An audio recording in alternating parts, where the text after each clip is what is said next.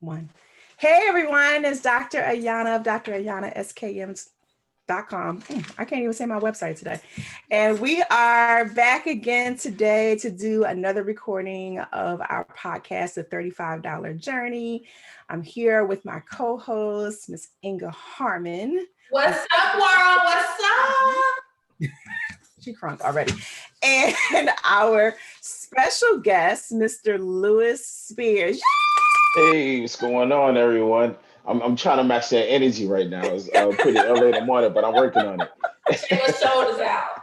So crunk. I'm so excited today to be here with Lewis to talk about this subject of service and entrepreneurship. And I can't wait for you all to learn about what Lewis does and why this applies so beautifully to what he does as an entrepreneur.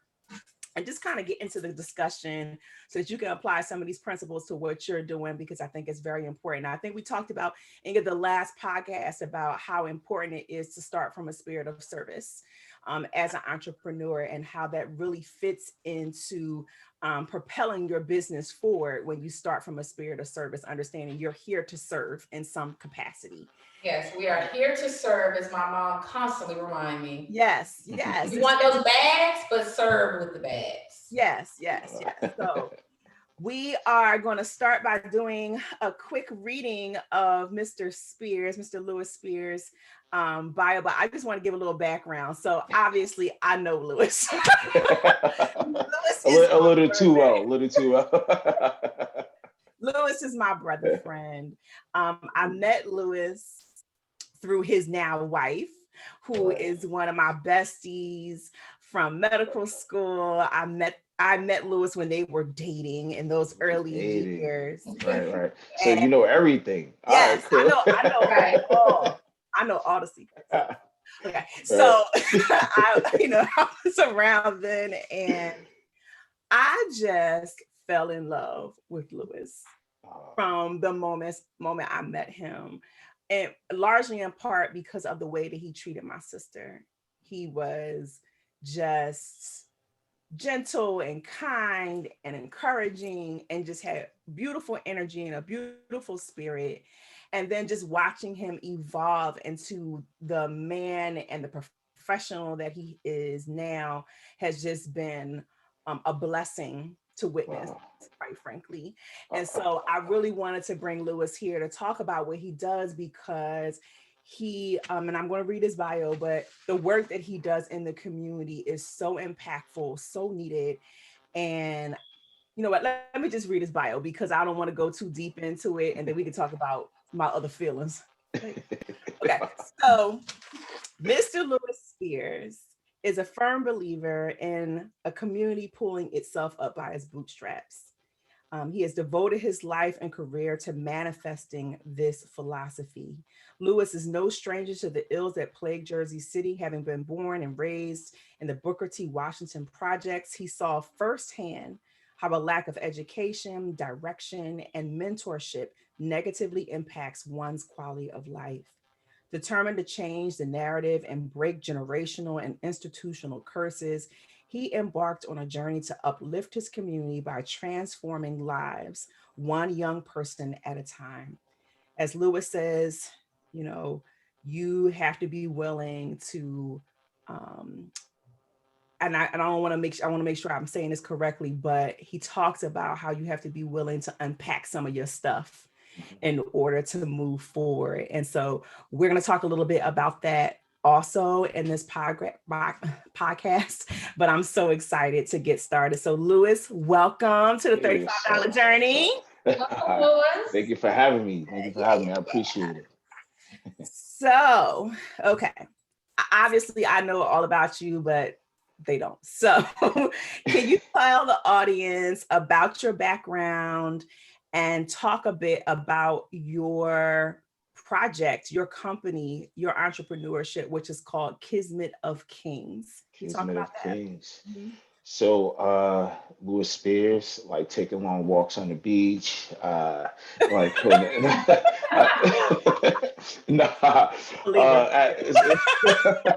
us all the way back to Jersey. Let's hear about all the way back to Jersey. So growing up in a project, right? It was a small knit community in many ways. But the one thing that I hated was borrowing things, right? So we would get money once a month because we were on food, we had food stamps and we were poor, right? But somehow, some way, we always ran out of something, right? We ran out of bread, we ran out of milk, we ran out of peanut butter, jelly, eggs, Sugar. something, right? Right. Butter, something, right? Something that we needed. And I would have to go next door to knock on someone's door to ask for stuff.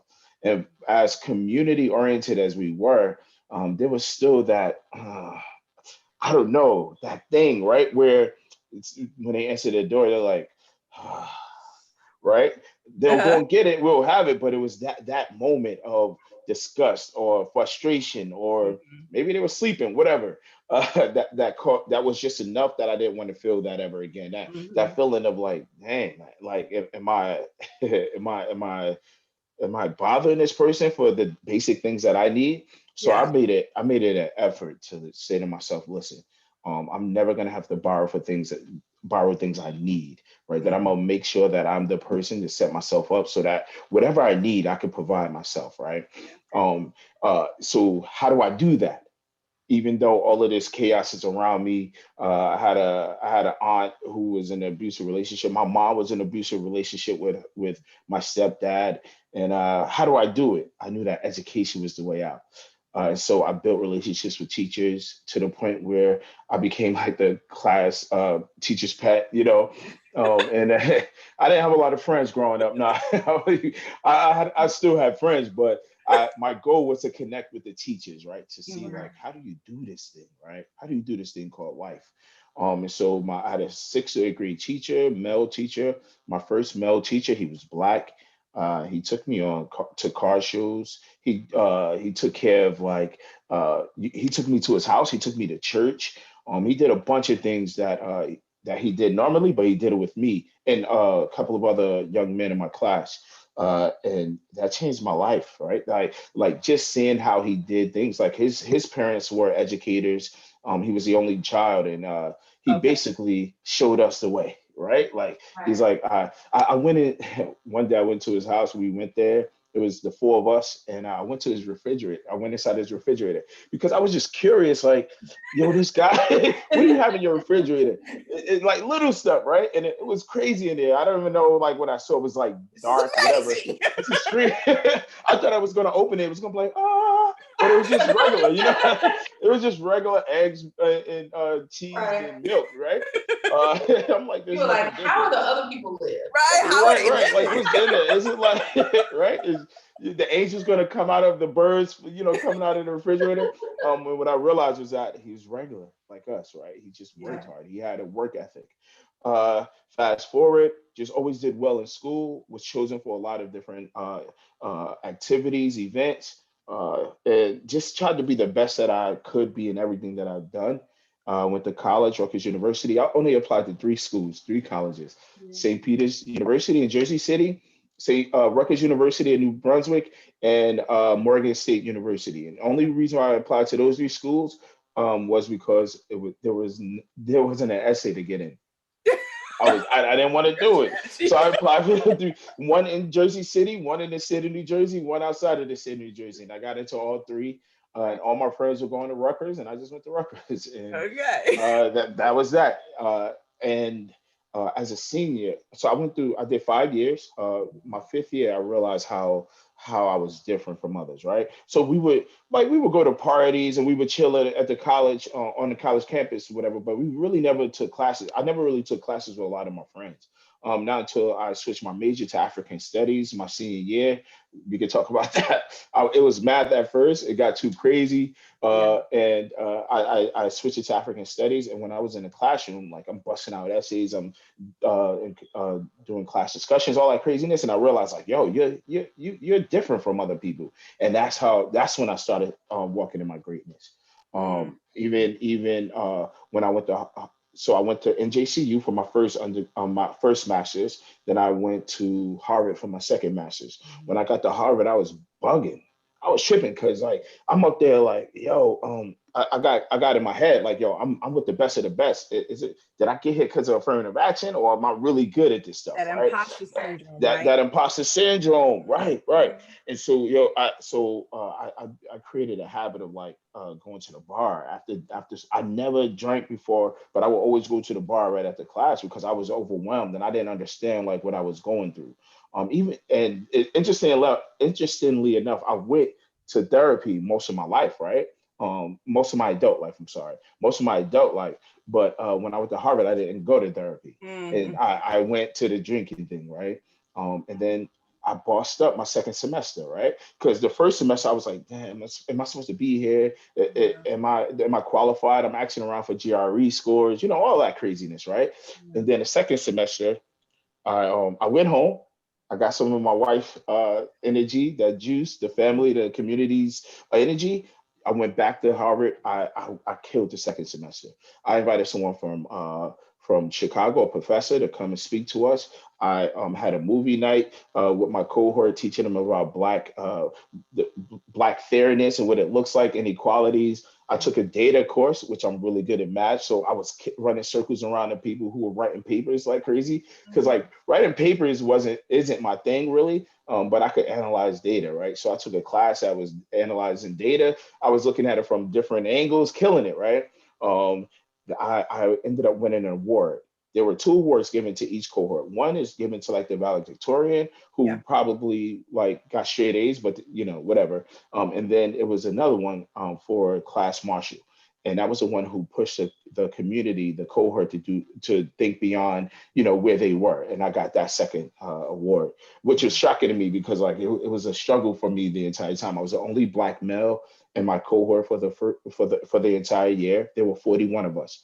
I was the only one from New Jersey, right? So there were a lot of like firsts for me in that space. Then went back to my community to teach because it was so important. I got what do you call those things? Offers. I got offers to teach in New York, Chicago, wherever, but I went back to Jersey City because that's just where I loved. I love my community. But And Lewis, let me just yeah, interrupt you. sorry. I could go on and on. Sorry. It's Go okay. ahead. It's okay. At what point did you where in all of this? Because I can't remember. It's been so many years now. Where Sure. in all of this was when you went to South Africa? Because So, so that's what I remember being sort of yeah, like the turnkey moment for you, yeah. was going to South Africa. So I finished Harvard in 2011. Then I taught some more, started Kismet of Kings, and then went to South Africa in 2014. I taught Okay. there for a month. And while I was there, I just had a toolbox that I was just grabbing a bunch of things and just putting it in there. I realized who I was in college, undergrad, but I got my superpowers when I went to Africa. Mm-hmm. It was a level of like, yo, you're unstoppable, bro. Like this is what you come from. This is the your ancestors. This is your and they would say, yo, you're from South Africa. I'm like, nah, I'm from. They're like, nah, you from South Africa. Just the energy was so organic. Mm-hmm. And I got my superpower from there, and I was able to like go full throttle after that. Uh, I started Kismet of Kings. I went to South Africa, and then I brought a lot of stuff from South Africa back to Jersey City with the young men in terms of systems, structures. And so a lot of stuff that I do with Kismet of Kings, like Who Are You, came from South Africa. Like the first day I met one of my good dudes who I still talk to, he goes to me, How are you? I'm like, Good. How are you? He was like, yeah, my brother. I had my brother for custody. I had custody of my brother. My mother died from AIDS a couple of years ago. This dude is younger than me. And I had this girl pregnant, but I'm not really sure what's going on. This is my girlfriend right here, but this is not the girl I had pregnant. And I'm looking at him like, yeah, you divulging a lot of information. Why are you telling me all of this, man? But apparently in South Africa and other African countries, when you ask how are you, that's if you say hi. But if you're asking how are you, you need to have that conversation about how are you. Yeah. and, Mm-hmm. and that legit changed my viewpoint because essentially in America, right, we that's just like something that we just say, right? How Right. are you? Right? Fine, keep it moving. But when they ask how are you, it's offensive if you're like fine because they're like, yo, there's something going on with you. Your energy is off, whatever. or, you are my brother and I'm my brother's keeper. How are you? How are you doing? Yeah. That type of thing. And So Louis, tell us a you little bit. mentioned, Oh, oh, sorry. sorry. I was going to No, say, tell Oh no, us this is good. Come on in with the the question. framework, because you talked about Kismet of Kings. Uh-huh. Tell everyone what Kismet of Kings is, because I don't know if they understand that yet. Tell us what. Right. Okay. So Kismet of Kings. Kismet of Kings started in 2013. Kismet means fate or destiny of kings. And Kismet is a word that derived from Egypt. And basically, one is an alliteration, Kismet of Kings. And then two, I wanted them to know that you can be anything, right? You are destined for leadership. You are destined for the best version of yourself. You're destined for ownership. You can do anything in this world through first getting yourself together, and we could talk a little bit about that, but then also being intentional about the moves that you make for your future. And it started in 2013 under another program because I didn't have enough money to start it. And then 2 years later, I received a grant, and then I started doing my own thing in my own space. And so um, what are you doing with it? Because my understanding is that it's an organization, it's a mentorship organization for Black and brown boys in Jersey City. Is that correct? yes, so Kismet of Kings is a character leadership development program, after school program designed to affect change in the lives of young men, Black and brown primarily, but we don't close the door based on race or anything like that. If there's anything that we can offer a young man in Jersey City, and now I received a call recently from someone else in the same count, another person from the county. So this might be a county thing, a statewide thing, a national thing, but really excited about just the small steps of, listen, um, what's the issue with you? How can we support you? How can we develop you? And then how do we send you into the world to be the best version of yourself? And how do we grab you back again to give you pointers, to fix you, to Mhm. adjust you, to send you right back out? And how do we bring you back in to Yeah. fix your posture, to talk to you, right? Just like that process of going back, coming in and going back out. The Coming in. so recovery. that's key when you say that, the going back in and coming back in. So when you mention going home after your first semester, because that to me, like this is my first time really meeting you,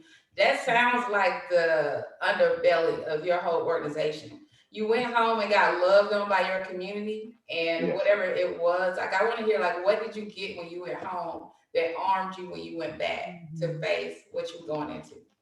So Ayanna, she has a interesting vantage point, right? Because she's on the inside, primarily because from my wife's perspective. So she hears a lot of stuff from my wife, and then she and I talk, here and there, but she don't really get the chance to see like the inner workings of the thing that we do, right? But Right. then she's also there to support any big event that I have, right? So she has like the wife's perspective and then like the community's perspective.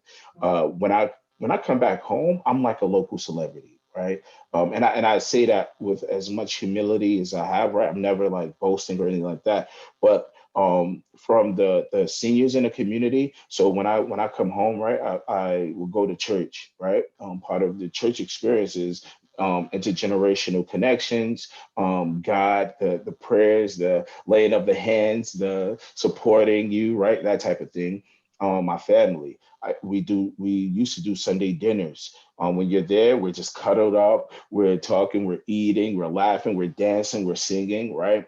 I have a great friendship network where we have a good time. We go out and party, we do whatever. And so when I say I got my energy from my community, I came back to the place that all made sense, right? That would validate the work.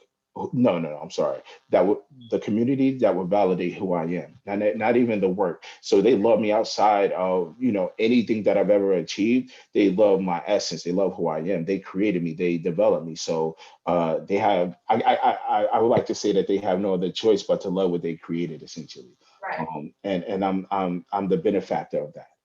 Mhm. So what, again, you made the point about where my vantage point was in watching all of this. Um, which is really on point, because I got to kind of look at it from three different sides of it, right? What I remember in this process of you developing Kismet is, and this goes back to what we talked about with the imposter syndrome, which was starting to unpack some of your limiting thought patterns and behaviors, and also disengaging from some of the behaviors, relationships, things that may have been holding you back, right?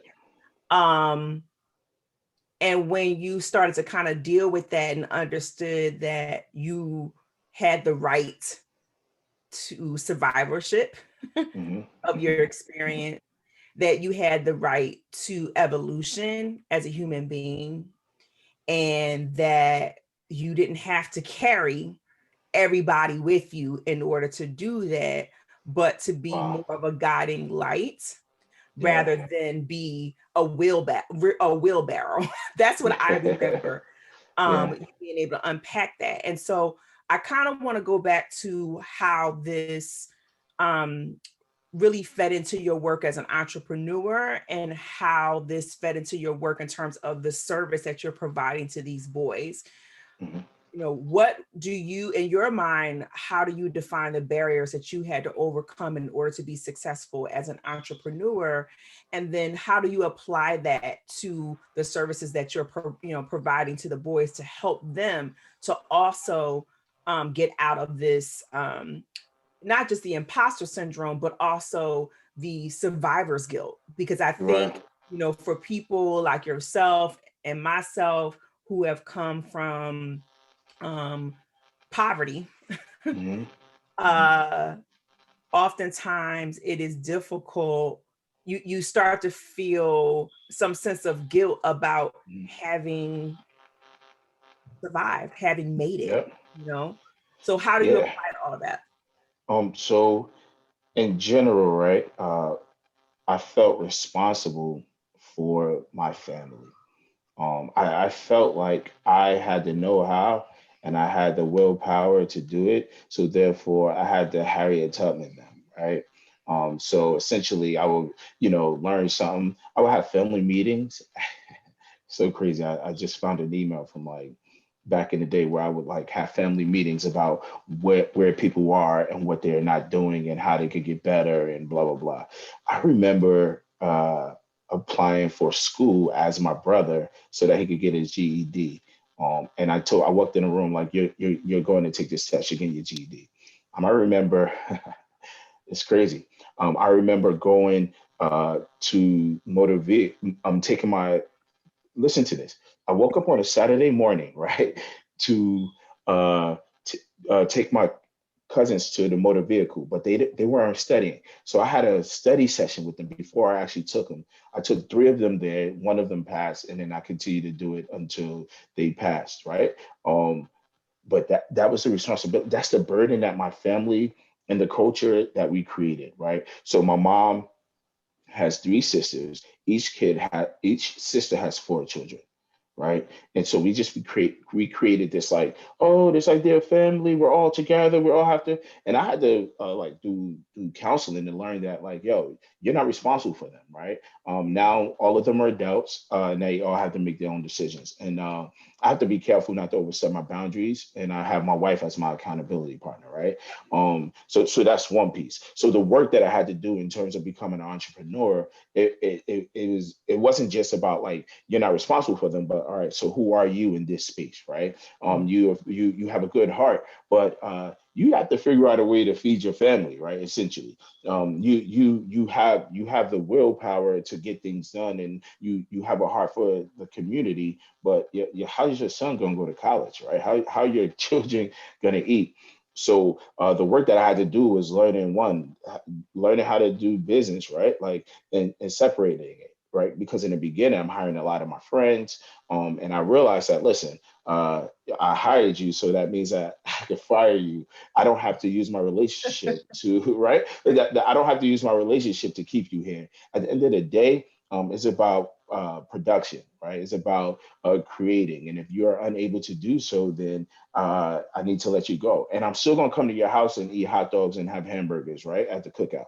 But I just need you to know that this is separate from that. And a lot of people are like, oh, this personal is business. I don't necessarily look at it like personal business. I just look at this is what needs to get done. And if you're able to make it happen, then because I think there's a lot of intersectionality, right? And when it comes to like business and personal, and it's like, and we could talk about it, but you can ask your husband, and then you can ask your coworker traits about you. Name 5 things about you, and they probably will have 4 out of the 5 things in common, right? Because you are who you are, right? Whether it's business, whether it's personal, you are who you are. So there's no real separating it. But whatever. That's why I'm very intentional about getting my soul together, right? Because then I'm a good dad, I'm a good husband, I'm a good business person because I'm whole within, right? But whatever, we're gonna talk about that.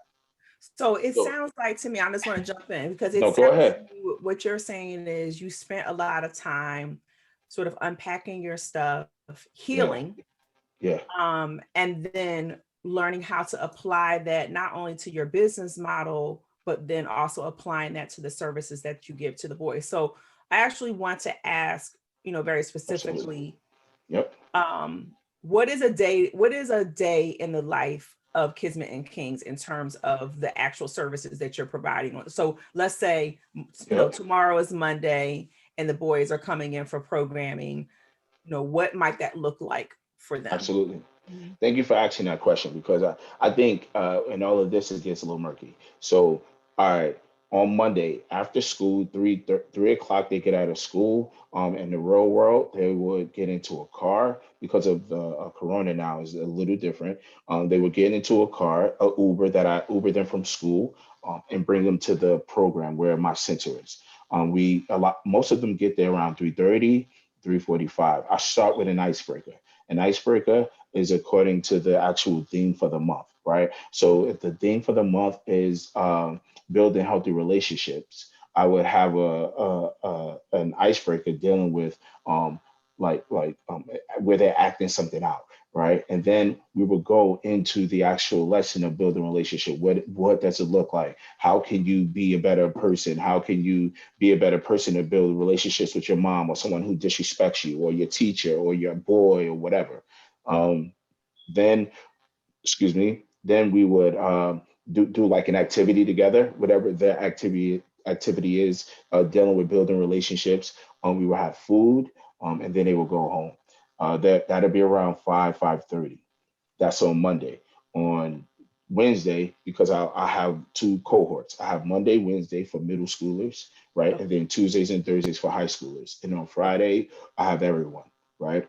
And then on Wednesday, we'll do something constructivist, like a constructivist project where I would say, hey, write a letter to your dad who is absent, right? Because I want you to know that you could build a healthy relationship with him too, right? And so we would do something that made sense for real life. And then Friday, and it will be an icebreaker. We'll do something constructivist, and then we would have a different set of food. So Monday is pizza, Wednesday is chicken, and they choose, and we figure that piece out. And then on Friday, they all come together, and we'll do like an activity where the mentors connect with the mentees. Okay. Mhm. Yeah, When you mentioned a lot of things that I know have a cost component to it, because I know you said that yes, you have your passion and then you have the entrepreneur side that you had to add to it. yep, How am I going to fund this project? So when you're thinking about matching passion and then actually financing your passion so that your house can still eat, as that's right. opposed to coming home to your wife like, hey, I got this great idea. She's That's like, oh my God, there's another expense. Inga. She's sick of me already. She's sick of me with these ideas. So it's like, okay, what have you learned going through this? Like, we have to extend ourselves by extending our network to bring in more money. Like, Mhm, we're great, we think we're unstoppable, but we still have to extend our network. mhm. So let us know, like, how have you extended so that you can actually float this project, like in your passion, without it affecting your household? I mean, it's going to affect your household as an entrepreneur, but how are you expanding the cause Yep. financially? So in 2000, about 14, 15, I went to my wife and I'm like, hey, listen. I need about $4,000 to like get this off the ground. And we had been saving money. And what look did she give me? I was like, oh, the project look. No, no. I was like, all right, so you telling me you want me to go out and get the money type of thing, right? Right. And so I went through the whole thing. I'll pay you back, and it's like pay you back, but I'm really paying us back, right? Essentially, whatever. But I'm like, I pay you back, all that good stuff. Um, I started learning that each community, each city, each county has like a set of grants that they give out every year. And then within the cities and the counties, there are like separate entities that give out grants as well. And so I started doing research, looking into that part. In the meantime, I connected with the local politicians. These guys are phenomenal. I know a lot of the time they get flack in terms of, and it's absolutely true, most of the stuff that they're talking about, right? But my experiences have been very flattering or delightful, however you want to say it, because they connected me to those who could give money, right? So, but I'm still doing the work. I'm still hustling. So we might can't have pizza that day. We have to have chicken because I could get a deal. I got a coupon from KFC that day, right? So I treat the young men like I treat my family, right? Some days we ain't gonna order out. We're gonna eat this rice and beans and chicken in the kitchen, right? And so just altering ourselves so that we could make it last, right? We still have to pay teachers. We still have to pay presenters. We still have to get them back and forth. Transportation. My budget for transportation is out of this world, right? And so once I started applying for grants, did you know that if you apply for a city grant or a county grant and they didn't accept it, that you could call them and ask them to give you feedback? Right. You can ask for your scores. You can ask for, how can I improve? And so, right, how can I improve? All right, cool. Thank you. Thank you. Thank you. Apply to next year. Right. And so now because you had a meeting with them, now they're more likely to give your application a little bit more attention because they already know that you're hip to it. Right. And so applied, got the first grant of 36,000. So in the interim, people, local, what do you call those? The ditch diggers, as I call them, but they are investors in the community. Local investors were giving 5,000, 1,000 here. We did different giveaways. Dr. Ayanna would bless us with a couple of dollars and things like that throughout the years. And we are so grateful for all of those types of donations because honestly, there were times where I'm like, yo, am I is my house or the organization, and I'm gonna have to choose my house. You know what I'm saying? And then we got the first grant for $36,000 for 2 years, so that's 18 per year. And they made us, they systematize us in a way that will forever change us. And that's how we just recently got the 50,000 from the foundation. Can you talk about that, Louis? Because this is a great pivot point, a good segue for this, because just to summarize what I'm hearing just from the beginning, one, you had to conceptualize and get your vision together, right? Get yourself together first. And then and get then the yourself vision. Together. Yep. Yes, no, true. That's real, man. Thank you for making that point. You had to get yourself together, right? Then get your vision together for your work and what you wanted to do. Then it sounds like the next step for you was learning to build that network, understanding the resources that you had around you, whether that was a personal resource, the people who were sitting on your bench, or looking for people outside of the community and being fearless in terms of asking for that help and that assistance. Grab and hold on to whatever resources, because there's lots of free money out there that oftentimes we're not aware of. So then you tap into those resources. You just talked about the $36,000 grant that you had for those 2 years. And now it's my understanding that you just recently got another $50,000 grant that is helping you to not only to move out of this space of being sort of like the jack of all trades for your organization and doing everything, but really move into your real CEO role. And leadership role, and sort of being the visionary and not having to do all of the day-to-day work, so that you can grow the organization. So can you talk a little bit about how you were able to, again, navigate a space that was not familiar to you, that was not sort of your normal, not normally the people that you might interact with, that resulted in you getting this $50,000 grant. So it ebbs and flows, right? Yeah, that's what Inga always says. It ebbs and it flows, right? No, so it's crazy because as a teacher, I did everything, right? I was a teacher, I was a therapist, I was a family counselor, I was a janitor, I would take out the garbage here and there. We did everything as teachers, right? And I feel like because of the role that teaching played in my life, that I took it seriously. I wasn't married at the time. I didn't have children. So, and my wife was in medical school at the time. So I had a lot of time to like, invest in like the art and the science of it, right? So that could be the best version of myself in front of these young people, right? And because of that, I was able to apply a lot of those principles as the CEO, the president, the founder, the program director for Kismet of Kings. But when I realized that, what I realized was that it wasn't sustainable. Right. I knew that with my best intentions, trying to juggle it all, that at best I was going to fail. Right. And so I'm like, dang, like how can I make this happen? So I started reaching out to friends to serve on the executive board. And once I put them into place, I gave them roles and I gave them the expectation of this is what we need. This is the vision. This is where we're going. This is what we need you to do to produce. In the beginning, it was very rocky. And as a teacher, I'm bossy, right? As a teacher, as an educator, I'm telling kids, sit down. And if you aren't bossy or assertive, right, then they'll play you out. So I'm like, I have to do that with adults, right? But not as aggressive, but definitely direct, right? So this is what you agreed to do. This is what you didn't do, and this is what the expectation is, right? Moving forward, right? And then when you're talking about donors, it's the same idea, right?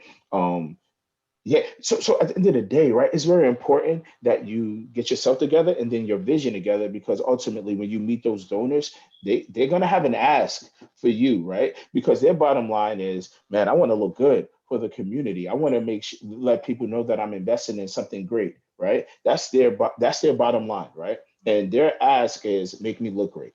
And my ask is, all right, but give me $50,000 every year for the next 2 years so I can sustain myself. Right? I can do that for you, but this is what I need. No, in Lewis, life, right? Wait a minute. Let me Go we need ahead. to stop on that for a minute and let that sink. Yeah.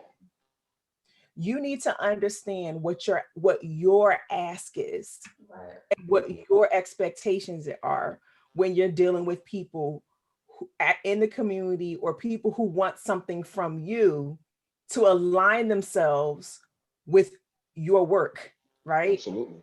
And it's Understand, mission empower alignment. yourself. Yes, empower Yes. yourself to know what your ask is. It's the same thing. We can apply um, this same line of thinking when we talk about people that we vote for, right? I But voted for you, and now you work for me. This mhm, is my ask. This is what I want in return. yeah. So go back to So all right. So let me flesh it out a little bit more. This ask thing, yeah.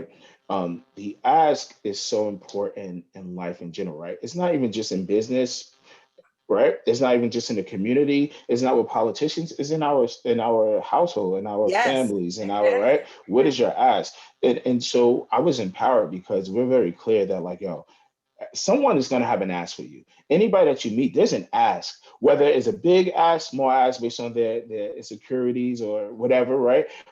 And so therefore, you need to make sure that you have an ask for anybody that you encounter. So my ask for my wife is, I need to be able to trust you. Right. And it's not like that you're not going to cheat on me, but I need to trust you that you're not going to mishandle my children. I need to be able to trust you that you're going to be a woman of your word, a woman of, integrity. Right. Impeccable So with your word. Yes. Right. And so just making sure that my asks are clear. And it sounds very transactional, but really when you think about it, it's really boundaries that you create so that you are able to move in the world the way that you want to. Yeah, and I Right. And always say, so, you an asset or a liability. Yes. There's no gray area. And so I want to push it, right? Because I think we're Right. all our assets if you have the right ask, Yes. right? And so when my youth, I'm like, listen, this is my ask of you, right? Like even my youth, I have an ask because they have an ask of me, right? And so in any situation, you have to be very clear about what you need in order to grow, right? And so I could have gotten that $50 every year for 3 years, 10 years ago, but I wasn't clear about my ask. Mhm. That's right. Meanwhile, I'm taking pictures of politicians and these people, and they are coming up off my story, Right. Yeah. right? And so Yeah. like I held I held their end of the bargain. Now I need them to hold my end of the bargain. But I didn't know that I could, right? And so that was the space that I had to occupy and do the workaround, right? Because ultimately I had to build enough confidence to say, listen, you did it here. You were an amazing teacher. You got your accolades for that. Uh, you are an amazing husband, whatever the mantra I had to tell myself. So just bring it over here. They're just like you. They just have a little bit more money. It's the same thing, Right. right? And so I use this analogy in school where my young people, I'm like, listen, we're gonna learn how to swim, right? And I'm teaching you how to swim. I'm giving you all of the necessary like components because I taught math. So I'm like step one, this, step two, this, step three, right? And I'm giving you all the components of how to swim. Now I'm just gonna throw you into the water for your big tests and things like that. You have all the tools. Don't panic. Figure it out and do everything that I taught you because ultimately it's going to look different. It might be a pool, right? It might be an ocean, right? It might be a lake. It might be, but at the end of the day, you have the tools. It doesn't matter the body of water. It doesn't even You matter how still deep it swim. is. It's Mhm. the same type of principles that you're going Right. to use every day. And so that's how that's what I tell myself. Don't So, shrink. mhm. Don't build up, but stand your holy ground. So So one of the things we're always saying takeaways. So from this last section, I guess the takeaway would be very intentional with your ask. yes, I'm gonna write absolutely. that down. Yeah. Be very Listen, intentional with your ask. and when I heard about the imposter syndrome, right? This woman Yes. I'm connected to, she does HR for the city, for our city. She goes, everyone struggles from the imposter syndrome except for white men. She Oh, was like, these guys walk in and they say that they deserve stuff even when they don't have the qualifications. She's True. yes. like, Right. people of Very color true. come in all the time. And this is a white woman. She said, people of color come in all the time. Men of color come in and they think that they don't have enough. And that was eye opening for me because I don't even subscribe to the imposter syndrome anymore because at the end of the day, right, I got it. My life experiences qualify me for anything that I'm stepping into, and if it doesn't, I'm gonna figure it out. But I'm never Yes. gonna subscribe to the idea of I'm an imposter. Or that You know what I you're mean? not enough. Yeah. Yeah. Right? Because that's essentially what you're saying. Or everything that you have done doesn't qualify you for the moment that you are standing in front of. But have you ever applied to become like a principal at a school? Right? Y'all never did that because nothing that you have done prepared you for that. But if you're standing in front of, if you're standing in front of a hospital director and you're saying, I want this leadership position, that means that something along the way qualify you for that. You, Yeah. you know what I'm saying? Like you're not going any, you know what I'm saying? You're not trying to run for president for the president of the United States, even though I think you'll be a great president. Inga, I think you guys would be a great dream team, right?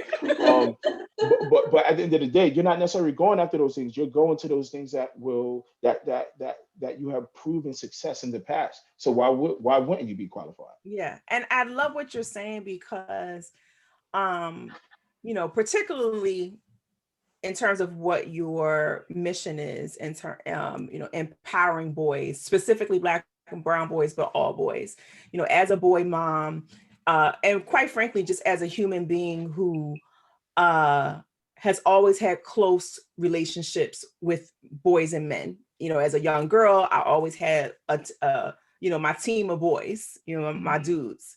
mhm, As a teenager, as in college, I always had a group of male friends, always. And the relatives that I'm closest to are always my male relatives. So mhm, I've always had that sort of link to masculinity. mhm, What I think that gave me, and now particularly as a boy mom, is understanding the soul of the boy, mhm, soul of masculinity, and appreciating the vulnerability of boys. Mhm. When we look at what happens to Black and brown boys in this country, very often they're stripped of the space to be vulnerable, Absolutely. to even be To make children, a mistake. right? To make mistakes, Mhm. to really lean into the fullness of their humanity without there being like serious consequences for them, right? Right. And just the pressure of trying to operate in a space that is designed to strip you of your basic humanness, I think. What I love about what you're doing with Kismet with of Kings is that you are deconstructing that idea. What, you Absolutely. know, Inga, one of the things I loved, one of the events that I really loved going to one time, very early on with Kismet of Kings, they had this event. It was like the end of the year or Yeah. something like that. Take charge of your destiny. Yes. Yearly. Yeah, yeah. And Yeah. even now, as I'm thinking about it, it's giving me chills. It was this huge event. It was an auditorium full of boys and their support teams, their, you know, their mothers, their fathers, and then all the mentors and you know, the executive board and everybody who had kind of a piece. And I think you even had some celebrities up in there. I think it was some basketball players or something. It Yeah. was crazy, right? Who showed up to support this event. And the energy was just like electricity in there. And watching these boys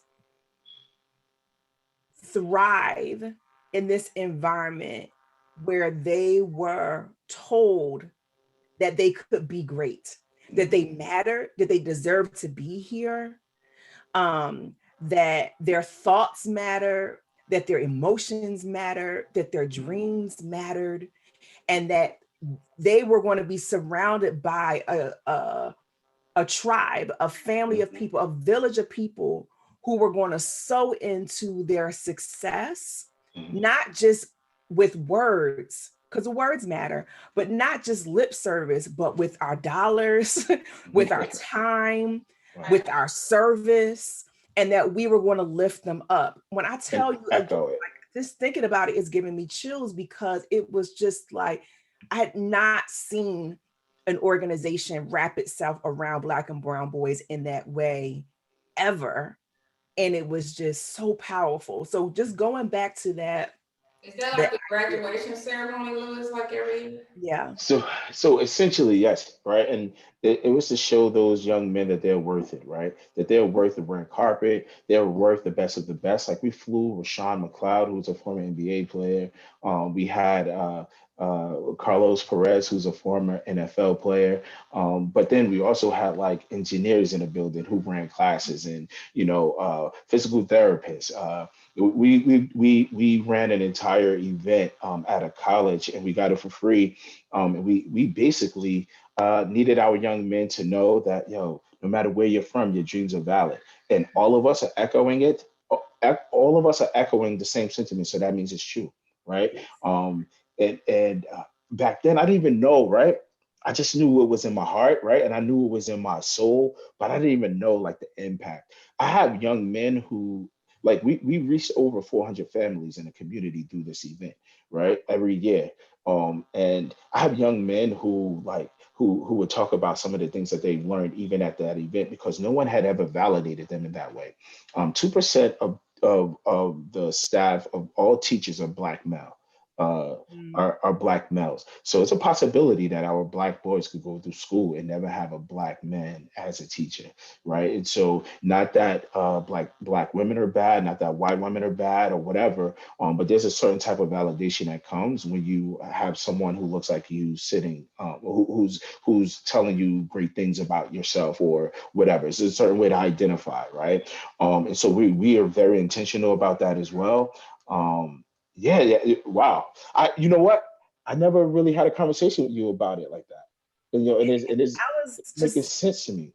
I was moved beyond comprehension. It just was Yeah. just like such a, just seeing that service. And again, this is what this podcast is about, is when your entrepreneurship comes from a spirit of service, how powerful that is. And the obstacles and the barriers that have moved out of your way in terms of your mission and what you're doing, because you start from a spirit of service. It is tremendous. So I want to kind of come back to that, because how do you think, if there's anything that you would want to leave with people right now, what thoughts would you leave with everyone, from one, starting from a spirit of service, and two, how what you're doing, do you have any thoughts on how what you're doing will lend itself to a legacy of wealth building for Black and Brown communities? Because I know this is not just about the boys itself, but largely what you're doing is about trying to elevate the community. So how do these things kind of lean into that? You women are brilliant, right? I had a meeting yesterday about this very thing, right? Because obviously I don't know how to start for profit, right? So the first question, I want to revisit that question. You said, how do I? How do you find yourself with a spirit of service? Yeah. Yeah. So when you think of white men, right? You think powerful, and I do this activity with our young men. I would say, close your eyes, and I'm going to dart a freeze. White men, give me words that will describe who they are. They're very powerful. They got money, whatever. I'm like, Asian men. They're like very smart. Da da da, like a bunch of things, right? And I'm like, a Black man. They're like thugs, this and that. Da da da. Latino men. They got knives. They're dangerous. Da da da. Right? And then I'm like, open your eyes. Are any of you guys thugs? Are any of you guys, do you guys have knives in you? Right? So where does this come from? And so that's very important that one, we began to change our mindset about young men of color, particularly Black and Brown men, and what they can offer the world, right? And so my challenge to anyone who's listening to this podcast is to find a Black or brown young man, preferably both, right? Or two Black men, two brown men, whatever, and be intentional about investing in his life, right? So when you're thinking about schools, right, a lot of our Black and brown boys are at the bottom of the totem pole when it comes to achievement. Right, so they're not getting credit roll, they're not getting honor roll, they're not getting perfect attendance, any of that. But when you look at, when you look at like punitive measures like discipline and expulsion and suspensions, they're at the top of the totem pole, and it's not because they are any worse than any of the other students, right? And so, how do we, as a community, let them know that, listen, I get that this is what you're going through at home. I get that this is what you're going through at school, but know that you're valued, and if anything ever happened to you, it would devastate me. Right, that type of thing. Like you are valued, you're loved, and just being intentional. I know some of us have nephews. Like I have a nephew. I have two nephews actually, and I try to be intentional about like just investing in them. Like listen, you got this. Like what is the latest thing that you're going through right now? Yo, listen, I buy you a pair of sneakers if you get straight A's. That type of thing, right? Just trying to incentivize whatever it is that they love to actionable expectations. So that's one piece, right? And if you can connect with organizations like Kismet of Kings, don't just send money, right? So give your time, give your talents, because our young men are yearning for people who believe in them to stand in front of them, right? And to look them in the eye and give them that palpable experience of like love and trust. That's one. And two, the question that you asked a second question. And that's about how what you're doing as an entrepreneur, how is that going to lean itself into a legacy of wealth? You like this question? Yes. Yeah, because these are things that these are the things that keep me up at night, right? On programming, I'm a guru at programming.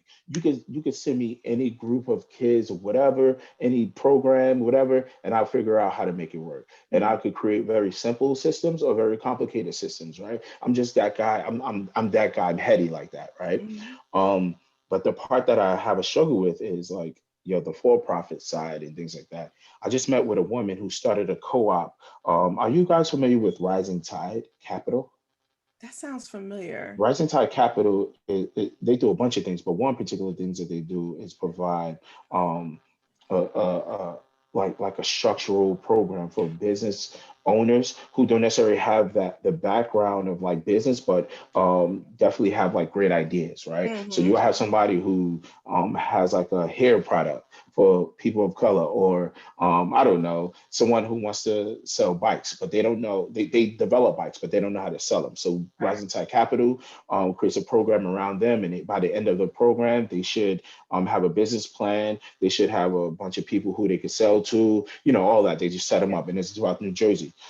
And so this woman who is also a friend of Kismet of Kings, Jillian Sargent Allen, we were talking about co-ops and what does it mean. And so right now, my young men, they do cleanup in the city. They do snow plowing. They tutor. Yeah. And so right now they are employees, right? How do we create a co-op where they're all owners of the work? And obviously, right, we're going to charge a certain amount of money that day. That person gets paid, but then the rest of the money, right, goes into the bigger business that they all have access to, right? Yeah. What does it look like? How are we going to make it happen? I'm not sure, but that's like the two-year plan. Because I need our young men to walk away as owners. The stock market is going to crash, right? Jobs are going back and forth, whatever. But when you have a skill set that you are providing for the community, no one can take that away from you. Yeah. Right. And to learn about the business of ownership, right? And so trying to create the curriculum around that. So that's just part that I'm really excited about. I love creating curriculum. I just need like people to tell me like what is necessary in the process. And so that's why I met with the executive director for Rising Tide Capital of New Jersey, so that we could. They only work with adults, but I'm trying to get that for the youth. So there's a lot of meetings. There's Yeah. a lot of going back and forth with ideas, and like really investing that time, which is taken away from my family and things like that. But I know that it's going to create a bigger lifestyle for my young men, and I'm willing to make the sacrifice now Yeah. Well, because they're my creating boys are going entrepreneurs. to do it too. While they're my, creating my boys are entrepreneurs, going to make kids sure and they're kings. also giving them a craft. They have to develop a craft. Absolutely. Because one So thing, especially with our Black men, we got to sort of move away for a heavy education and they don't have a skill. So skills are very important. So they have skills and education, they're unstoppable. They can do the work when their subs don't show up. Oh, absolutely. Yeah. And So that's OSHA, there's OSHA training for young folks. yeah, That that 16 or whatever our young men right. could take those courses. So absolutely, and those are the things that we're focused on. Once they get older, the younger version of the program looks like character development, leadership and all that good stuff. But once that's why I keep them separated. So, a lot of my high schoolers, we're doing different things. We're talking about internships. We're going to different businesses and things like that. So Right. yeah, it's a lot of work. Yeah. Mm. It's a lot of fun. I enjoy it. What Ayanna said about the light bulb going off or the smile on their face, or the aha moments or whatever that is. I live for that. That's like my drug. So I go Right. and try to find it all the time. You know what I mean? So really excited about This is such a good conversation. That Yeah. I that I miss, Absolutely. and I'm sitting here again because I adore you and I love you and I'm proud So, of you. So I'm like sitting here trying not to get filled up because I love what you're doing. But are there any questions that you think I forgot to ask, Inga, that you think the audience needs to hear before we get into more of the kind of relaxed, fun stuff? No, I want to hear about that music and the gas. Okay. Yes.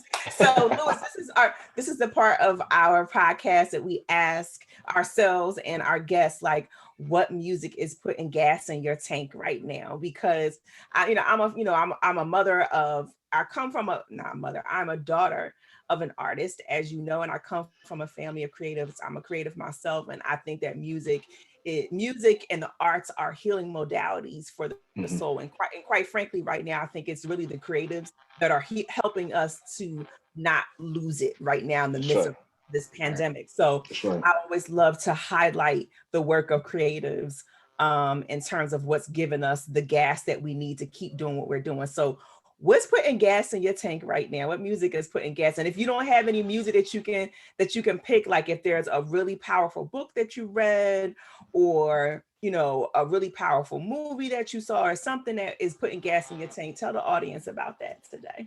Oh man.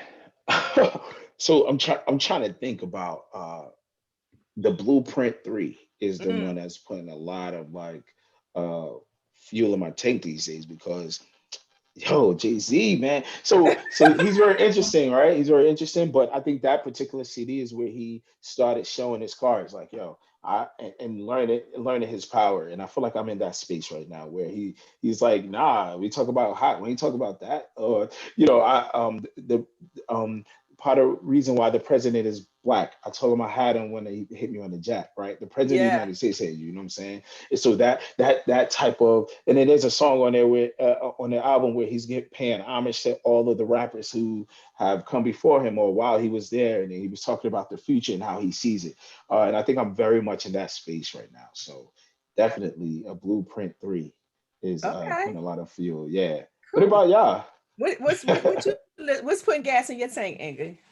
So lately, because I'm always like hustling, trying to slow down mentally. But this whole COVID thing, we've been slowing down a little too much. So I heard this song that I actually sent out to somebody else because thinking of you was thinking of you by Ledisi.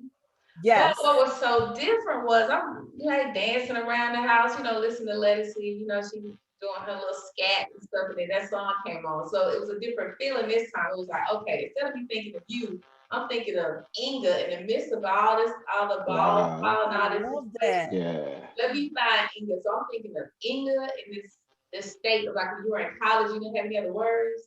That Inga, the core, the Wow. person at the core, that's what I'm thinking of. So that's Oh wow. love that, Inga. I love that. Yeah, that's cool. Because I we don't know if I often would have been tend to as smart to like external. turn it to right, turn it to me if it's that was impressive, Inga. Yeah. Because we often externalize our joy, right? yes. But our joy really comes, it comes from here first. Right. And then it extends to everything else. I Yeah. love Yeah, that. We're gonna talk about that later absolutely. because I love Yeah. that. So, music that's putting gas in my tank. So I love everything. I always talk about this.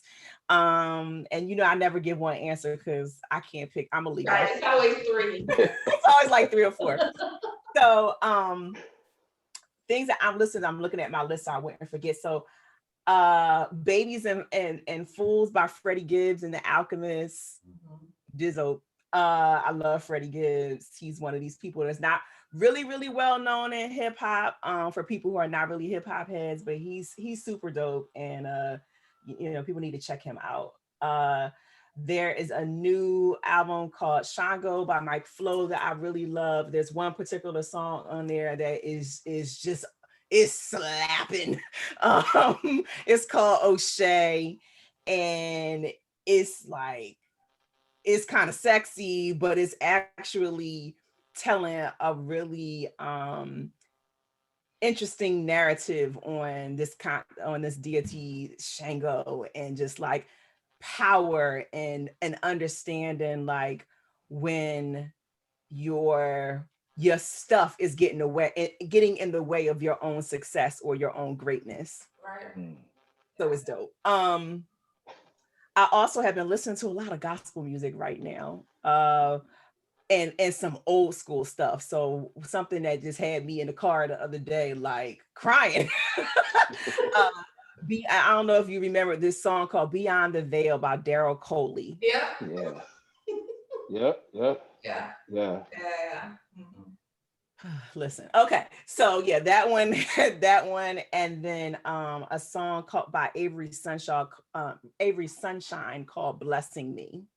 Hey, Yeah, that girl Um, sings. That girl, yes. I didn't know. I was taking it for granted, but I heard her like on Instagram or something. She sings.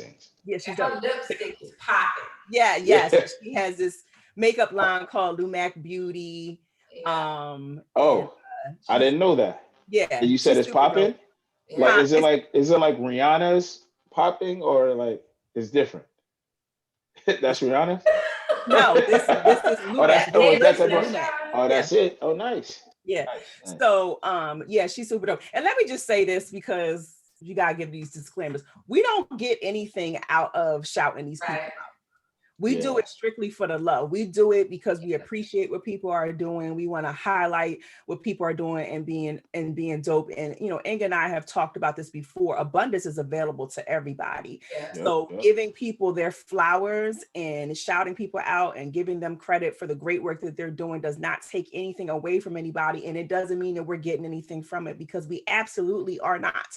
Some of these people I actually know because I'm fortunate enough to have a wide variety of people in my circle who are doing amazing things. But some of these people are complete strangers to me, but I love what they're doing in the world and I want to support them. And I know Inga does and everybody else who's on here. So I just want to say Yeah. that so people don't get confused. Right. We're not being Okay. sponsored. Yeah. And Right. I If had to you look want to up. sponsor us, then hey, You want sponsors, that's something else. We can talk about it offline. But that's that's an intentional act. That's an I had to intentional I had to look up Freddie Gibbs. I'm like, yo, who's that? But you do that to me. Anytime I connect with you, you give me somebody else who I need to look Right, up. You know what I right. mean? So I appreciate that yeah. for for enhancing me, man. Yeah. So now we need to, this is the most important part, and that is telling people how they can get in touch with you and they can learn more about Kismet and Kings and support Kismet and Kings with either their service or their dollars. Okay. Absolutely So both. please give people information about how to get in touch with you.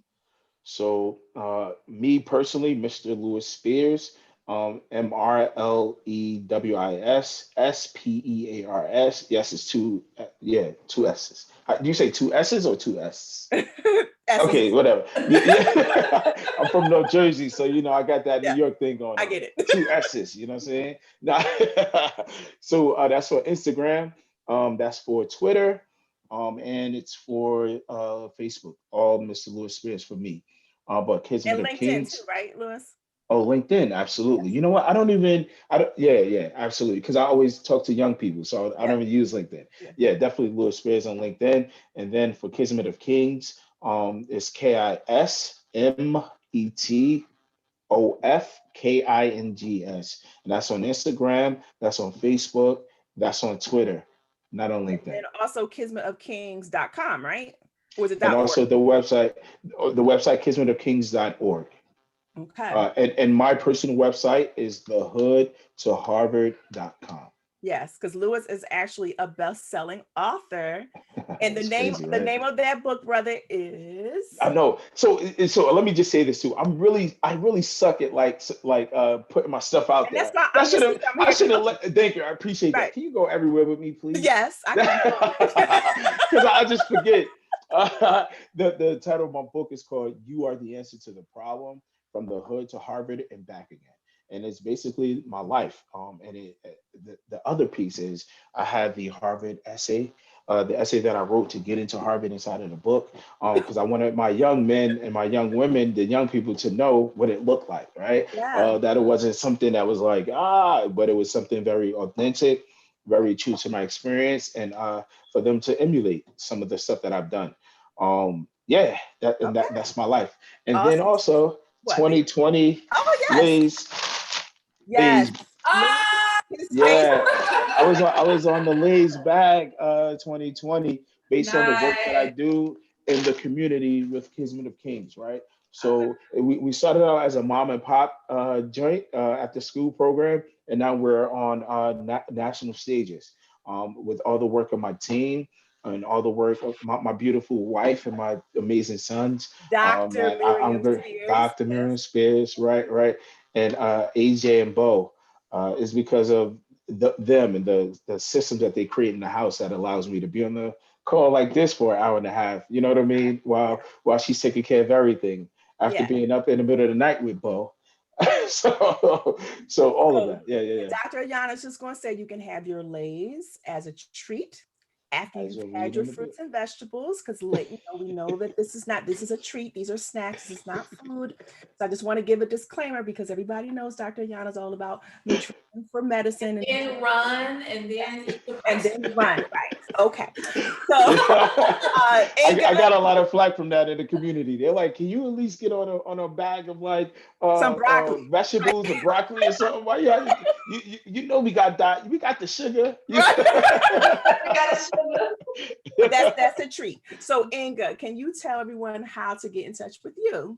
Yes, you can find me on LinkedIn at Inga Keep It Moving. That's MOVIN, or on the website keepit-moving MOVIN.com. LinkedIn Inga Harmon. Just Google Inga Harmon. And IG, what's IG, love? Inga Keep It Moving. All right. At Inga Keep It Moving. Awesome. I'm always moving. Inga Keep It Moving. And also at the $35 journey, you can it's a $35 journey because I'm the 3 and she's the 5. Yeah. Anyway, so yes, you can find both of us at the $35 journey. You can also find me at drayannaskm.com. That's DRAYANNASKM as in Mary.com, or at Dr. Ayanna SKM on IG, and then also on LinkedIn, Dr. Ayanna S. Kersey McMullen. So Louis, thank you so much for taking me. It was a lot of fun. You shared so much information. This was fun. It was empowering. Absolutely. People got lots of information. Certainly, if you have any questions, if you're on YouTube, of course, you can post all of your comments below. We will certainly respond to all of those things. You can visit us on IG. Make sure you follow us and share podcasts with other people. You can also find us on Spotify and maybe some other people, some other platforms coming soon. But we just want to remind you to make sure you lean into sister and brotherhood, and to interdependence, and to entrepreneurship and living an abundant life. Absolutely. We wish everything beautiful for you today. Go out here and get it. All right, bye. Bye.